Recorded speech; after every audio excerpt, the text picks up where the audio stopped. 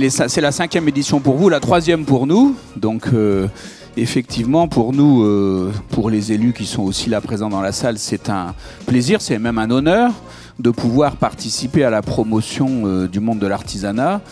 Les artisans de Bron, certes, mais aussi ceux de la métropole et puis plus largement ceux de la région Auvergne-Rhône-Alpes. Et vous l'avez dit, c'est ce qui nous intéresse tous, mais ça a été souvent dit, c'est les valeurs. Là, on en a parlé, le savoir-faire traditionnel. Ce qui me tient à cœur aussi, c'est la question de la transmission aux jeunes, et notamment par l'apprentissage et puis la passion.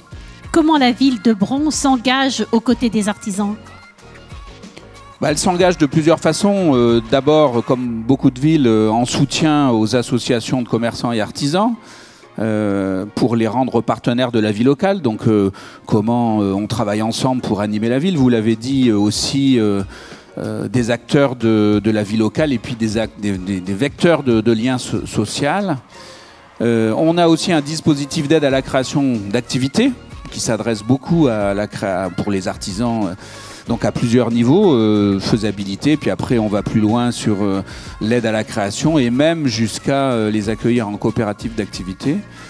Je pense aussi qu'il faut dire qu'à Bron, on a 2 lycées professionnels. Le lycée Tony Garnier du bâtiment, donc, qui forme les jeunes, et puis le lycée Émile Béjouy de l'automobile, donc en matière de formation des jeunes et d'apprentissage. Même si c'est la région qui effectivement est compétente pour ces lycées et l'éducation nationale, bien sûr, on y participe aussi sur notre territoire. Merci, monsieur le maire. Et ce soir, c'est la fête de l'artisanat. Et je vous laisse dévoiler le lauréat du trophée des métiers de bouche à un nouvel artisan. Donc j'ai cru comprendre qu'elle était ardéchoise, comme ma femme. Enfin, ça n'a rien à voir, hein. Voilà. Oh, un beau pays, l'Ardèche. Très beau département. En plus, elle a le prénom de ma fille, mais ça n'a rien à voir non formidable. Plus. Hein, voilà. Et vous ne l'avez pas fait exprès, je suis sûr. Vous ne le saviez pas, donc voilà. Donc on va appeler Julie Chaudoir, artisan chef à domicile et fondatrice de l'Appétit. Chef à domicile depuis 1 an et demi. Alors votre parcours, pendant 14 ans, vous étiez aide-soignante, puis un jour, vous avez décidé d'arrêter, de passer à autre chose, et ça a été la cuisine. Ce qui est intéressant aussi dans votre parcours, c'est comment vous y êtes venu, comment vous êtes arrivé, parce que vous êtes formé vous-même. Hein? Oui, j'ai appris au début toute seule. Après, j'ai fait des cours de cuisine comme on peut trouver dans plusieurs boutiques.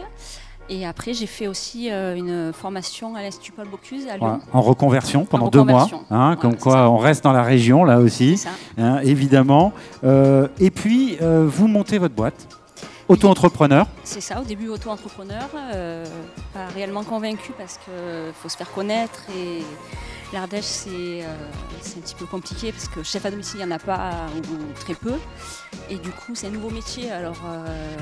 Donc, et ça a marché très vite de suite et là depuis le mois de février on est passé en société. Ouais, SARL. Et est-ce que vous, oui je vous pose la question mais je connais déjà la réponse, vous êtes heureuse? Ah oui, pour rien au monde je reviendrai à l'hôpital. À l'hôpital, ouais. Même si c'est un très beau métier et que j'aimais mon métier, là je suis épanouie dans ce... Voilà. Et votre mari, il est content de vous avoir comme boss? Oui, il a l'air. Bon, ok. L'Appétit, artisan chef à domicile, Julie Chaudoir, vous laisse recevoir ce trophée, je vais récupérer le micro.